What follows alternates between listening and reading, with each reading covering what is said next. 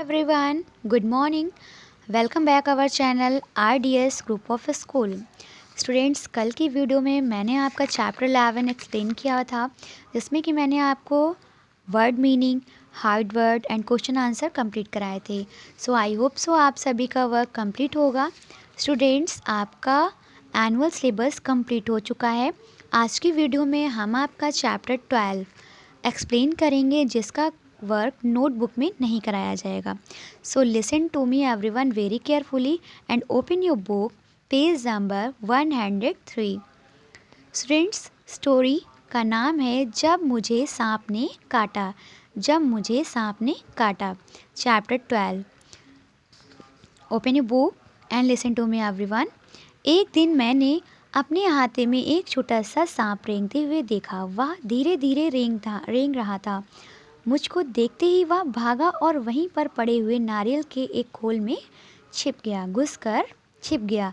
यानी एक बच्चा होता है जो कि क्या करता है, अपने आंगन में यानी बरामदे से बाहर जो आंगन होता है उसमें क्या करता है, एक सांप के बच्चे को कहाँ आंगन में जाते हुए देखता है और वह जल्दी से जा कर के नारियल के खोल में, यानी नारियल का जो खोल होता है, लकड़ी का जो भाग होता है ऊपरी, उसमें जा कर के छिप जाता है।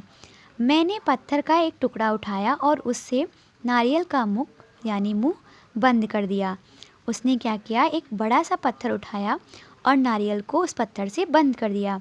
उसे लेकर मैं नानी के पास दौड़ गया। यानी वह जो बच्चा था वह उस नारियल को ले कर के अपनी नानी के पास जाता है। मैंने कहा, क्या कहता है वह बच्चा अपनी नानी से? मैंने कहा, नानी देखो मैंने सांप पकड़ा है। नानी चीख उठी, सांप? यानी नानी डर गई कि इस बच्चे ने सांप को पकड़ लिया है। वह इतना घबरा गई थी कि लोगों की लगी ज़ोर ज़ोर से चीखने पुकारने लगी। यानी वह सांप सुन करके डर गई और ज़ोर ज़ोर से डर की वजह से क्या करने लगी, चिल्लाने लगी, चीखने लगी। नाना ने सुना तो अंदर आए। यानी नाना जी ने जैसे सुना तो दौड़ करके क्या हुआ, अंदर आए। जब उन्हें पता चला कि नारियल के खोल के अंदर सांप है तो उन्होंने मेरे हाथ से उसे छीन लिया और छीन करके क्या किया, बच्चे के हाथ से उसे दूर फेंक दिया। नन्हा सांप बाहर निकल आया और रेंगता हुआ पास की झाड़ी में गायब हो गया। यानी जैसे वह नारियल का खोल था, नाना जी ने उसे लिया और उस नारियल के खोल को झाड़ी की तरफ फेंका और सांप उससे निकल करके झाड़ी में जा करके छिप गया। नाना ने मुझसे कहा, खबरदार फिर कभी सांप के पास मत जाना, सांप बहुत खतरनाक होता है। यानी नाना जी बच्चे को समझाते हुए बोले कि सांप के पास मत जाना, सांप कैसा होता है, बहुत ही खतरनाक होता है। उसी दिन शाम को मैं एक बर्र को पकड़ने की कोशिश कर रहा था कि उसने काट खाया। बड़ी ज़ोर से दर्द उठा। मुझे दर्द से कराहते देखकर नानी ने सोचा कि मुझे सांप ने काट लिया। नानी को ऐसा लगा कि उस बच्चे को किसने काट लिया, सांप ने काट लिया। यानी उसी शाम को बच्चे ने क्या किया, एक बर्रे को पकड़ने की कोशिश कर रहे थे। तो स्टूडेंट, जब हम किसी भी जानवर को या किसी भी जीव को छेड़ते हैं तो वह अपने बचाव के लिए क्या करता है, आप पर वार करता है। तो वह बच्चा क्या कर रहा था, बर्र को पकड़ने की कोशिश कर रहा था। तो बर्र ने अपने बचाव के लिए क्या किया, उस बच्चे को काट लिया, जिससे क्या हुआ, उसको दर्द होने लगा। वह दर्द से कराहता रहा। नानी ने सोचा कि उसे सांप ने काट लिया है। मैंने दौड़कर नानी को उंगली दिखाई। बर्र ने उसकी उंगली पे काट लिया था तो उसने क्या किया, अपनी उंगली नानी को दिखाई। उन्होंने जल्दी से नाना को पुकारा। यानी उन्होंने क्या किया, उंगली को देख करके जल्दी से नाना जी को बुलाया। नाना ने तुरंत दौड़ाए। नाना जी आवाज़ सुनकर तुरंत दौड़ कर आए और मेरी उंगली को देखा। जहाँ बर्र ने काटा था वहाँ नीला निशान पड़ गया था। वह चट मुझे गोद में उठाकर बाहर भागे। जैसे ही नाना जी ने उस उंगली को देखा, वह चट से यानी जल्दी से उठे और मुझे उठा करके बाहर की तरफ भागे। बाग और धान के खेतों को पार करके भागते भागते वह अपने घर से दूर एक छोटी सी झोपड़ी के सामने जाकर रुकी। वहाँ पहुँचते ही उन्होंने आवाज़ लगाई।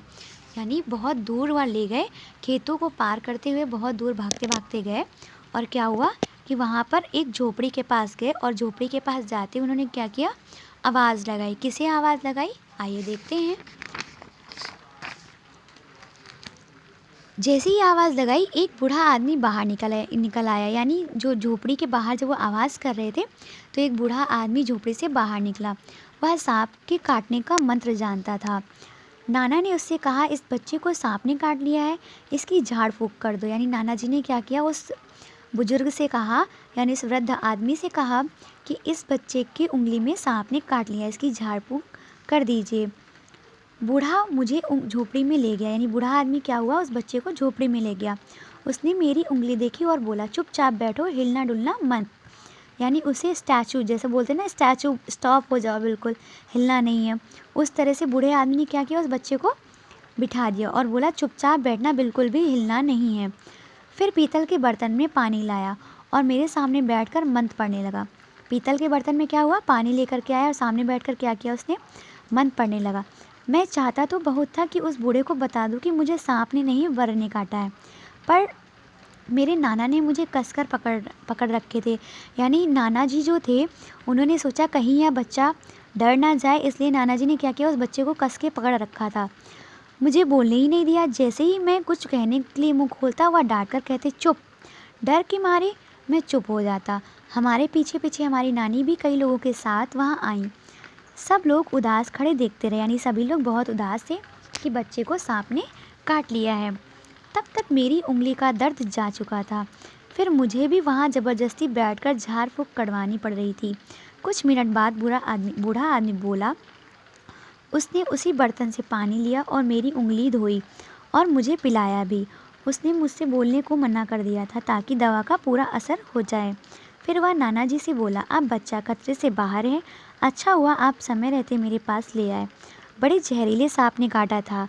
सब लोगों ने बूढ़े को उसके अद्भुत इलाज के लिए बहुत बहुत धन्यवाद दिया। घर लौटने के बाद नाना जी ने उसे बहुत सी चीज़ें उपहार में भेंट दी। स्टूडेंट्स, ये चैप्टर है आपका, जब मुझे सांप ने काटा। स्टूडेंट्स, हमें कभी भी झूठ नहीं बोलना चाहिए और हमें कभी भी किसी जीव को परेशान नहीं करना चाहिए। हमें इस स्टोरी से यही शिक्षा मिलती है कि हमें किसी भी जीव को परेशान नहीं करना चाहिए और हमें किसी भी तरह की कोई शरारत नहीं करनी चाहिए। सो आई होप सो आप सभी को इस चैप्टर का एक्सप्लेनेशन समझ में आ गया होगा। अगर आपको इस चैप्टर से रिलेटेड कोई भी प्रॉब्लम है तो आप क्लास ग्रुप में पूछ सकते हैं। Thank you. Have a nice day.